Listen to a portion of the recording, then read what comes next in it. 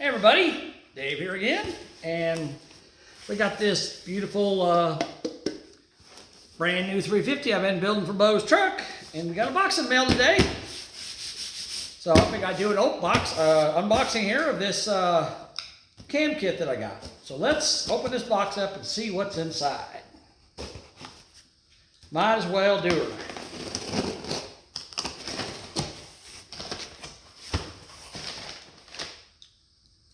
And actually, before we do that, let me show you something else I got too. When I buy parts for my cars, I don't really like this Chinese junk they make anymore. I don't know about you guys, but I don't like it. I think it's garbage. I try to avoid it if at all possible. And, you know, it's pretty sad the way the industry, the automotive industry in general, and now the high performance industry is, everything's made in China and it's all garbage and none of it lasts. I hear all the time stories about, you know, parts falling apart, cams getting wiped out, all this crap. I mean, I pulled the cam out of this motor, you know, it's got a damaged lobe on it. Motor's got 3,000 miles on it. So what I like to do when I buy parts, I like to try to find somebody that's got something that's been laying in their garage for the last 20 or 30 years, okay? So here's what I got for this motor. And you'll look at it and see that it's been around a while. So here's the package it was in. Nice and yellow and old. I like yellow. Yellow means good quality, okay? So this is a Cloy's double roller timing chain. It came to me, I ordered it. Came to me just like this, yellow, old, broken up. You can see inside there all the busted plastic in there. This thing's been sitting in somebody's garage for, who knows, probably the last 20, 25 years maybe, I don't know. Let's see if we can find a date on this package. I like to look for this stuff when I'm looking for stuff. So let's see if there's a date. Oh, look at that. Copyright, see that? 1994. So that means that this camshaft, this gear set is 30 years old. And it looks like it's 30 years old because it's pretty crusty. But I guarantee you that this double row timing chain is way better quality than the Chinese garbage you buy today. So advice to you guys, if you're gonna build a motor, you get on eBay or wherever you buy your stuff, Facebook Marketplace, if you can find, sorry, I'm trying to yawn here, I'm trying not to yawn. If you can find old stuff like this that someone's had laying around forever that never used, that is definitely the way to go. And this, I'm looking at it, yep, it's brand new. And it's even got a triple slot. I don't know how well you guys can see that. It's got 3 slots in the crankshaft gear, so you can put it at 0 degrees. You can put it at 4 degrees advanced or 4 degrees retarded. I've heard of people putting them at 4 degrees advanced. I've never done that, and I probably won't do it with this motor because I don't think it needs it. I think sitting at 0 is going to be fine. But old school, 30-year-old, brand new parts. I love them. Way better quality than the garbage. Oh, here's something else I wanted to see. I wanted to see if it said made in the USA on it. Well, it does say it has a US patent. And it does not say made in Taiwan or made in China or made in Japan. So, yeah, I would say this is probably American made. Good quality stuff right there. That's going in Bo's motor. I figure we're going to do everything else brand new. We might as well do this brand new too, right? All right, now, without any further ado, let's take a look at this camshaft kit we got. All right. And this is Lunati. And I've I used to buy, I mean, I'll be honest with you guys, I used to buy crane cams all the time. I got a crane parts in my hot rod Chevelle that I've had in there for 30 years and they're still working today. But Crane decided to sell off to, I think, Edelbrock, and Edelbrock makes all of their crap in China now. So it's all just a bunch of junk. And my advice to you guys is to stop buying it, because if they don't want to make good stuff, then if you don't buy it, then they're going to be forced to either stop making it or make stuff that lasts, because the stuff they make now does not last. I've heard good things about Lunati. And I've had a lot of people tell me I need to go with a roller cam. Well, a roller cam says it's about $1,000, and I don't think Bo wants to spend $1,000 on a camshaft.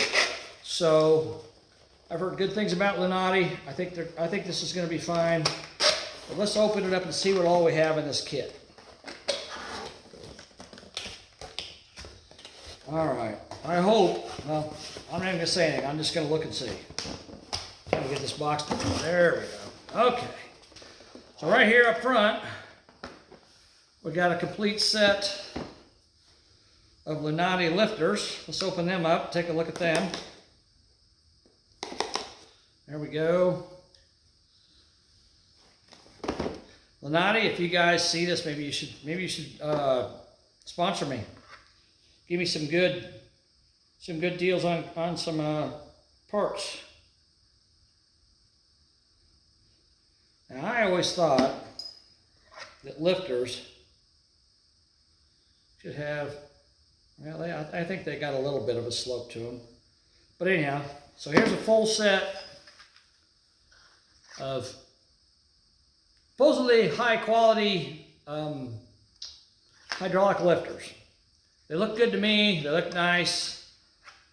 I don't know if Lunati's made in America still or not. I know there's only I think there's only one cam company left in the United States that still grinds cams. I know you can get cams reground at certain machine shops, but I don't know if there's anybody that makes new cams anymore other than that one company. Okay, so there's some lifters. Wow, I'm majorly disappointed here. They give you absolutely no cam lube unless it's in this box, which it could be, I guess. Let's look and see. Maybe it is. I don't know. I'm going to get this open without tearing it to pieces. Come on. There we go. All right. Let's see if there's some cam lube in here. Yeah, actually. Okay. So this is Driven. I've heard good things about Driven. I think that's Joe Gibbs Racing that makes Driven. So there's a little tube of cam lube. That's good. Now this cam, I don't know if it's got any specs on it. I don't see the specs on it. I'm sure there's a card in here. Let's take a look at the cam first. All right. Ooh, look at this. We got a couple fancy schmancy stickers. I like that. That's cool. And it says, failure to use Lunati break-in oil additive could result in camshaft failure and may void your warranty. If you have any questions about braking procedures, please call us. Well, maybe they should include their break-in oil additive with their cams. You know, that would be a good idea, Lunati. You know, if you want people to use it, include it with your cams. That's kind of ridiculous, because I didn't know you needed it. I had no idea. Anyhow, all right. Here's this beautiful, gorgeous camshaft that looks way nicer than our other one did that we took out. Okay? So, let's see what this says. All right. I got a warranty registration here. Maybe we ought to mail that in. Let's see. Lunati Racer t-shirt. Look at that. Lunati Racer t-shirt for $10. Woohoo! Happy, happy, joy, joy. Okay, so this cam has got intake There's 443 lift, exhaust 465 lift. Now this isn't like some kind of a huge racing cam or anything like that. I think it's probably about what we used to call back in the day. We used to call it a 3/4 cam. You know, got a 107-degree center line on the lobes. That's not bad. Around 100, most of them are between 107 and 115.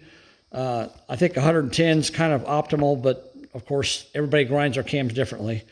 But yeah, there's the information on this cam if you guys want to see it. Well, I guess I could hold it up where you could see it. That would help. So, yeah, this should work great with basically a stock engine. Just give it a little more pep.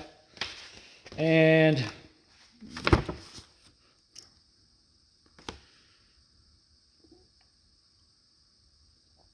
tells you a little bit about how to find your center of your intake lobe if you need that. But I'm not going to read all this. Oh, look, the warranty is only good for 90 days. So if you're going to buy one of these, you better install it before 90 days, or after that, your money you spend is worth nothing, which really sucks. Then we got another piece of paper here. Let's look at this one. This is probably, yep, installation procedures, break-in procedures, and so you want to run the engine between 2,000 and 2,500 RPMs for the first 20 minutes. After the first 20 minutes, we suggest increasing the RPM increments of 500 RPM for 1 minute at a time up to 3,500. After reaching 3,500, maintain for 1 minute, begin to decrease in increments of 500 for 1 minute time until the engine is back down to 1,000. Once you accomplish this, your Lunati cams have been successfully completed their initial break-in run cycle. Now, I will tell you guys, I've talked to some guys, people that I know, and there is a lot of problems with camshafts wearing lobes out on them. Lobes going flat, especially on break-in. Now, I will tell you that the cams, I don't think camshafts are near as good a quality as they used to be. They aren't hardened as much as they used to be. The lifters aren't as good a quality as they used to be. But one thing you have, well, not one thing, several things you have to remember when you're breaking in a cam. Number one is oil that you go and buy at Walmart or wherever you buy it does not have any zinc in it, okay? Or it has very little. If you buy diesel oil or a racing oil, it has zinc in it, but it doesn't have a large amount of zinc in it. You need, when I was young, we used to go to the store and buy regular old 30-weight engine oil and put it in the motor to break it in. We didn't put any kind of additive or nothing. We just put regular old 30-weight. I mean, they give you, they give you one of these, and you smear that all over the cam lobes, and we use that. But then we just put regular 30-weight oil in it and break it in. And then once 30-weight was what we considered was the oil you wanted to break it in with. And then once you broke it in, you drain the oil out and you put whatever oil you want to run in it, and then you drive it for 500 miles, and then you change that oil again, and then from that point on you go 3,000 miles and change the oil. But all the oil back then had zinc in it, and now it doesn't. So the biggest thing you have to remember when you're breaking in that camshaft, when you're breaking in an engine in general, you want to use break-in oil that has zinc in it. And I've done some research. Let me see if I can find this chart that I had on here. I think I might be able to find it. Let's see here. Pictures.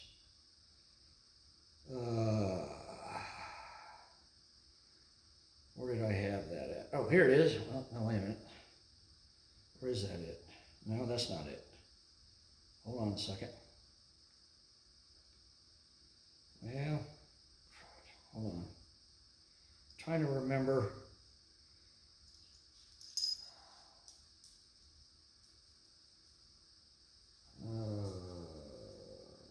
Let's see here.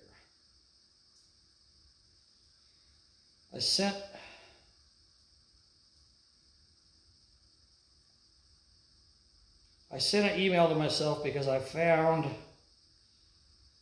some information on the internet that's very interesting about how much zinc is in oils. I'm trying to find it here. Where's it at? Come on. Damn it. I know I sent it to myself. Still looking. Let's see.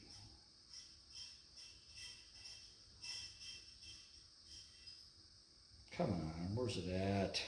Dang it.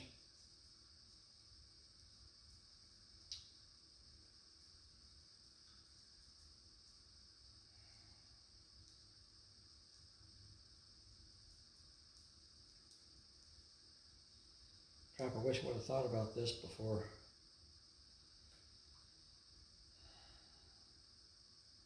Wait a minute, no. Damn it, that ain't it.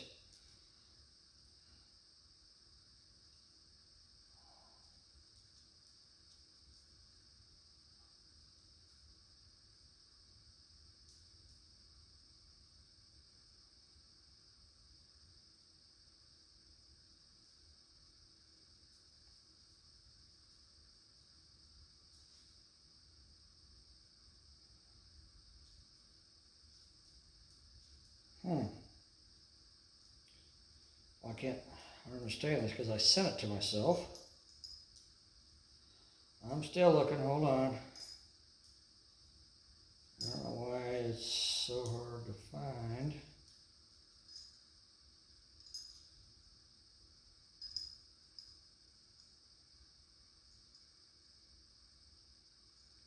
Well, I don't know where it's at, I guess. Let me try this.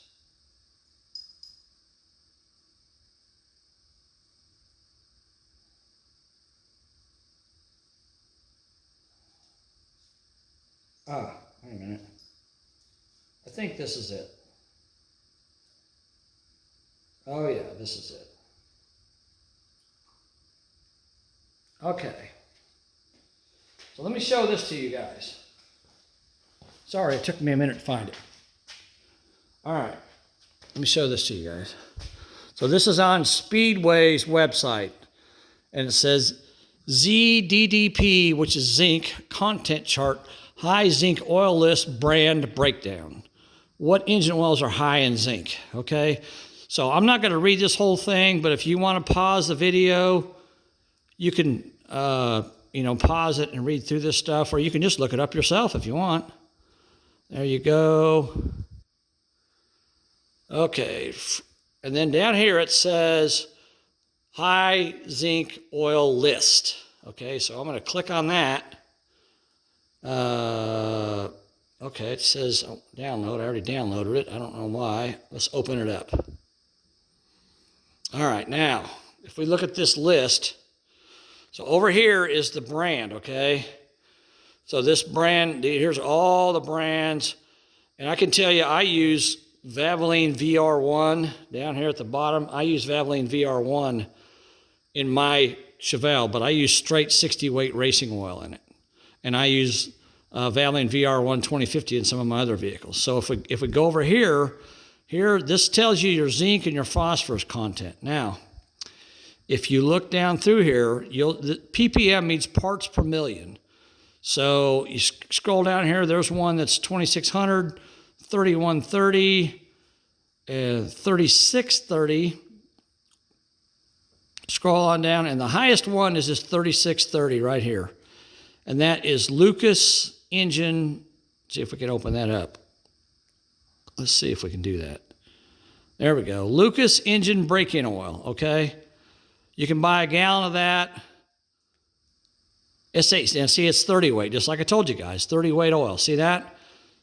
So this is the highest zinc content of any oil that's on here. I mean, you got Redline, you got Royal Purple, you got Cam's engine braking oil. You got all, even Lucas Racing Oil is pretty high, but their braking oil is even higher. So I bought a 5-quart jug of Lucas engine braking oil. That's what I'm going to use in this motor, okay? And now let me show you something else while we're on this subject. So So that's a good thing for you guys to look up if you're thinking about doing a cam, okay? And then we're gonna go to my eBay account, and here's something else, okay? I found this stuff online on Facebook, on eBay, okay? This is, let me open this up so you guys can see this.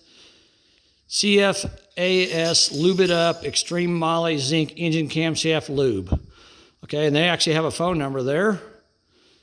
Engine Assembly Lube. There's a phone number if you guys want to look at that, but you can also look this up, you know, on eBay, obviously. I don't want that. Dang it. So this is like a really thick, basically like a wheel bearing grease. The stuff we used to get that came with cans before, it was like just a really thick oil. Okay, I think this is going to work way better. And I bought let's see what this says. I'm trying to remember. I don't want to. Okay, I bought a 4-ounce container of it. They sell a 2-ounce one. Sorry, they sell a 2-ounce one that's just for the camshaft, but it's like $16 or $14 or something like that. And this one here is only $17. So I bought this one because it's twice as much. But oh, look, there it is right there. There's the smaller one. Okay, yes, $13. So that's the smaller one. You can get that one too. But I bought the big one because I can use it on more than one engine. But I want to show you, this stuff here is, if you notice, it's 2,000 parts per million assembly lube. And when you put this on the camshaft, it's going to stick to it, okay? The problem with oil, well, let me come back over here. So this is something you guys need to understand. If I put this camshaft in here tomorrow, which I'm not going to do, but if I do, and I have, you know, something like this, and it's like kind of a runny, thick oil type stuff, and I put it on here, and then I let this engine sit for a week or 2 weeks or 3 weeks before I get a chance to start it up. All that oil is going to run off of it. So your protection for your camshaft is going to be in the oil pan, not on your camshaft. So if you're going to install a new camshaft, you need to get the grease, not, I think I've got a bottle of stuff here. Hold on a second. Let me see. I can find it. I gotta get my glasses. I took my glasses off so I can read that. Oh, let me see here. What do I do with that stuff? I'm sure it's somewhere around here. I just gotta find. Oh, there it is. I see it. Okay. Here we go. This is exactly what I'm talking about. Okay.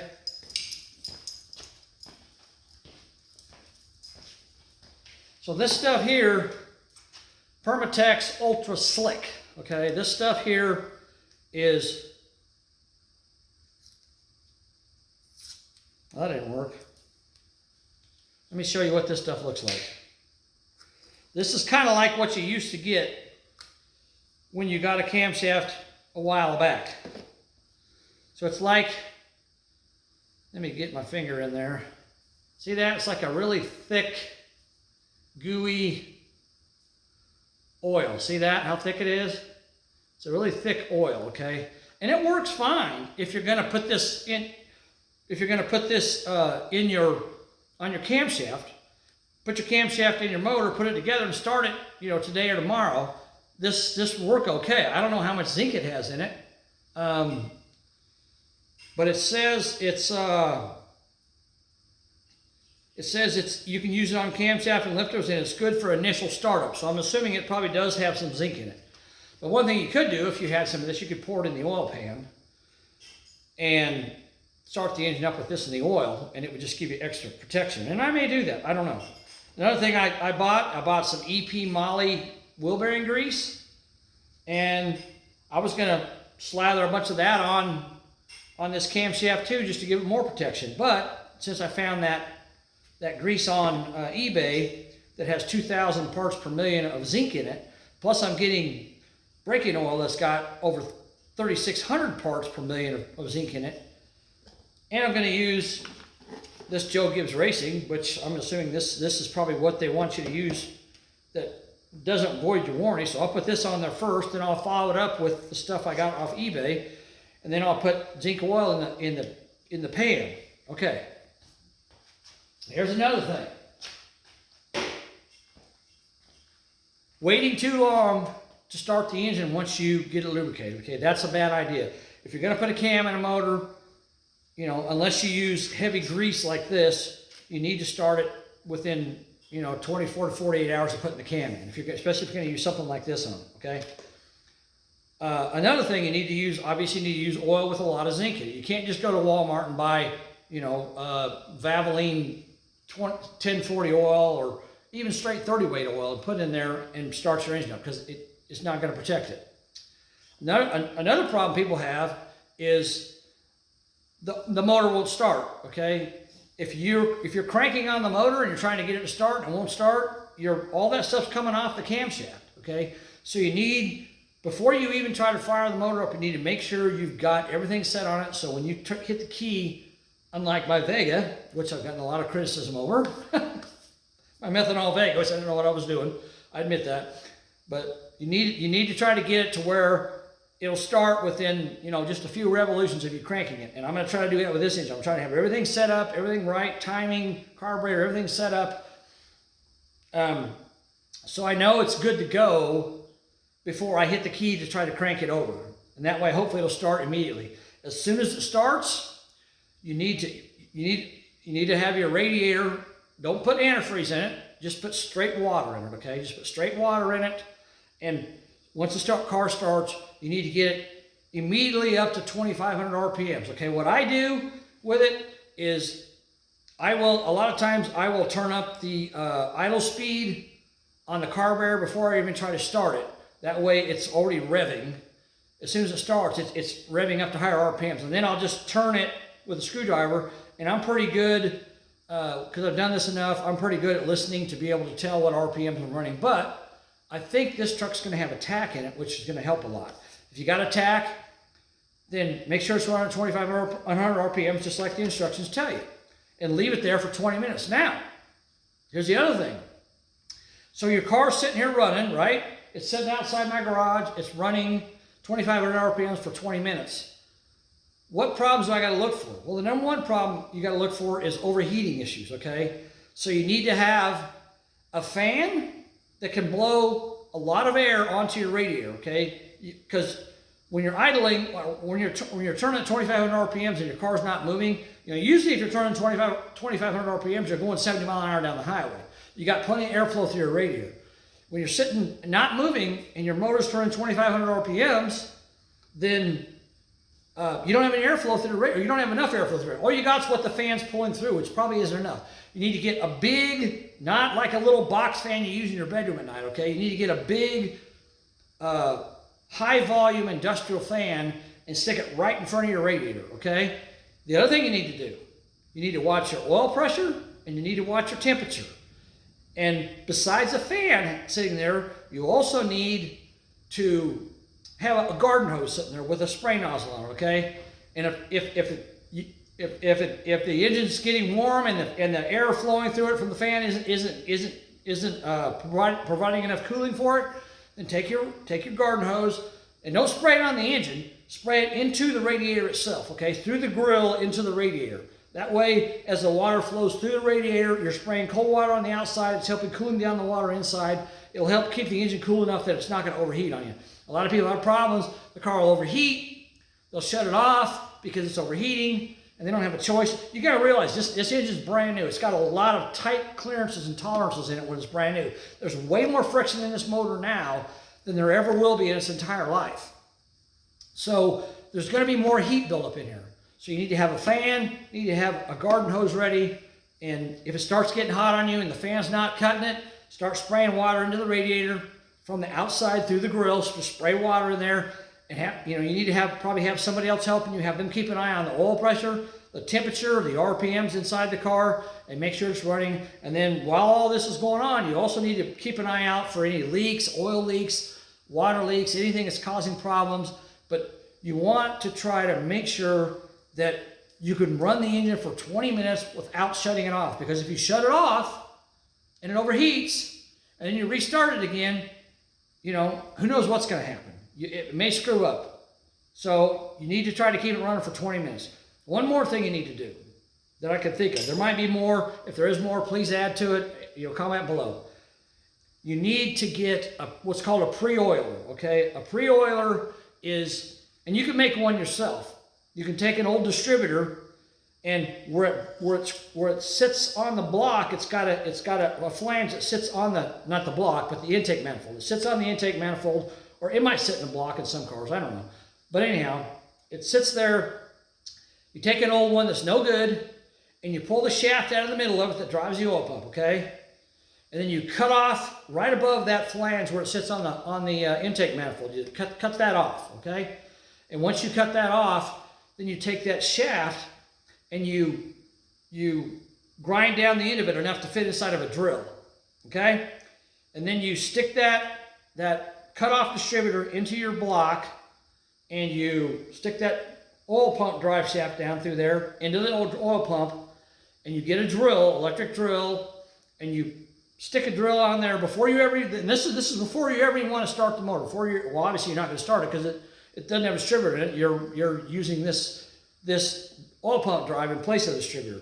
So you put that down in there, you take your drill, and you run it for a few minutes. And while you're running it, you have a buddy with a breaker bar and a socket. Have him get a socket on the crankshaft snout and have him turn the motor slowly while you're running that drill. I'd run it for at least 5 minutes. You watch your oil pressure gauge too. You can see your oil pressure come up. That way you know you got oil pressure.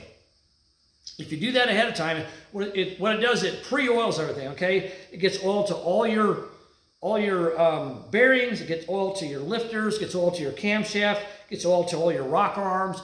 And another thing you can do when you're running that pre-oiler, you can have your valve covers off, and you can watch for oil coming up through the push rods if there's hollow push rods, or if they're not, if it's got rocker shafts, you can watch for oil coming out the rocker shafts. That way you know you've got oil at the top of your motor. If you pre-oil it first and you get everything lubricated, it's going to help you a lot in the long run. So I recommend you do that, okay? So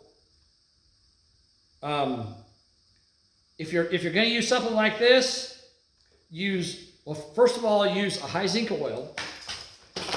If you're going to use something like this, make sure you start the motor and break it in within a couple days of putting the cam in. If you're going to use this, you can wait a little longer, but make sure you use a generous amount of it. You use high zinc break-in oil. You want to make sure the car's, you want to pre-oil it before you try to start it with the pre-oiler. And you can buy a pre-oiler too. They make them, but if you've got an old distributor, why would you want to buy one? You just make one off your old distributor. If I had an old distributor here, I'd show you guys how to do it, but I don't have one. But maybe I can come across one somewhere. But anyhow, pre-oil it, and then make sure it's ready to start before you ever try to crank it over. Once it starts, immediately get it up to 2,500 RPM and hold it there. Like I said, you can turn your screws on your idle screw on your carburetor to get your RPM up and maintain that for 20 minutes. Have a fan in front of the radiator. Have a garden hose sitting there, so if the fan doesn't do its job, you can spray the front of the radiator with your garden hose. Run it for the full 20 minutes, do whatever it tells you to do, and then shut it off. And at that point, a lot of people drain the oil out of it because it's got all that stuff from break-in in it. You know, I don't know. I'm curious. I'm kind of the old school, that if I remember right, when we used to break engines in, we would run it for 20 minutes, and we'd break it in, and then as long as everything was working okay and the car was running and driving, we'd take the car out and we'd drive it, you know, up and down the highway. We'd vary speeds between like 30 and 50 miles an hour. We'd do that for maybe an hour or so, and then we'd bring it back. We'd let it sit in idle, check everything, make sure everything looks good on it, and we would leave the break-in oil in it for the first, I want to say, I think it was like 500 miles. We'd leave the break-in oil in it because it's got a lot of zinc in it, so it's going to continue to protect the engine. You know, now you could probably change the filter at the end of your break-in period, and put a new filter on it. But if you got a new filter on it, it's probably going to do its job anyhow. So you don't really need to worry about that. But I'm kind of the school that once you break it in, you leave the braking oil in it for the first 500 miles. Then you change the oil. And then you run it 3,000 miles and change the oil again. You know, or you can run it 1,500 miles and change the oil again. But I think there's probably people out there that would say, well, maybe you run it for 50 miles or 100 miles, and then you change it, and then you run it for, you know, 500 miles further past that, and then you change it again. You know, I mean, it's oil. So, but the thing is the braking oil's got a lot of zinc in it. So I'm kind of the belief that you want to leave it in the motor. But you guys tell me what you think, and watch this video, tell me what you think. All right, so that's enough talking about that. And I asked a friend of mine asked me to do this, so let's do this real quick before I'm done. So I'm going to do the best I can because this is going to be kind of in front of the camera here. So here's the new cam as compared to the old one. As you can see, everything looks pretty normal on that end as far as the lobes go. You know, they look about the same height. But let's go down to the one that I said was bad, okay? So we can compare, if we can see this, all right? I'm trying to get this to where we can see it. Get this. All right. Now, the very last lobe on this cam, oh, nope, I'm at the wrong end, dude. I was at the right end a minute ago. Jeezy Joes, Dave. All right, sorry, guys. All right, now this lobe here, this very last lobe, if we get it up here and we compare it, all right, now let's get the very last lobe. There. Now you see, and these two cams probably aren't, this cam here I think was a little less lift than this one is. It was around like 420 or 430 lift. This one here is 440. So, but you can see the side-by-side comparison. The one on the right is rounded. The one on the left is more of a mountain peak. See the difference in that? So that's how you can tell you got a lobe rounded off, okay? I've seen cams where that lobe was completely, it looked like that one right there, the very last one. It looked completely flat. I've seen them where they're completely flat. I've seen them where they had just a little bit of a hump. This one here is actually still in decent shape. You probably could have gotten away with driving this thing a little longer, but eventually it would have grenaded on you. You would have had to pull it out. I'm glad I pulled it out when I did because it was putting metal in the engine. But you can see the difference between those two lobes, okay? All right, I got to put these down. They're heavy. Okay, guys, so that's the unboxing of this camshaft. I'm really glad that they gave me assembly lube because I was worried they weren't going to. But this cam, I showed you the specs on it, so you know that. About 440, 430 on the intake and 440 on the exhaust. So that's not bad. You know, it's not any high performance racing cam by any means, but Bo already told me he doesn't want, you know, anything like that in here anyhow. So we're good to go. All right. Okay, guys. So I said it before. I'm going to say it again. Please subscribe to my channel. I'm starting to get some interest in it. I'm trying to do stuff you guys like. You know, I'm going to continue building this motor. And if you haven't watched my other video, we're getting ready to go to Kissimmee, Florida tomorrow, back to the Mecum auction. So I'll be making a bunch of videos of the cars down there. I know you guys liked that last year when I did that, so I'll be making a bunch of those videos. But when we get back here in a few days, I will continue building this motor. We're going to start working on this truck, getting the body mounted on there. We've got to get it done. So I appreciate you guys watching. Subscribe to my channel. Hit the like button. Hit the notification button. And check out my GoFundMe page for my Vega. I'm just going to keep saying it. You know, I haven't really gotten a lot of response on it. But, you know, I know times are tough for a lot of people too. So if you can help me out, great. If you can't, then I understand. It's not the end of the world.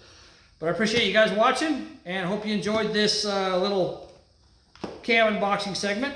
You know, one thing I didn't look for. These guys are in Mississippi. I might call these guys and ask them if their cams are made in America. I'm just curious what they're going to tell me. So I might call them and ask them that. And I'm going to ask them about their assembly lube too. But anyhow, guys, that's it for now. Stay tuned. Next week we're going to get on this thing and get this engine together and get this truck together. All right, guys. Thanks for watching. I appreciate you guys' patronage. All right, guys. Talk to you later. Bye.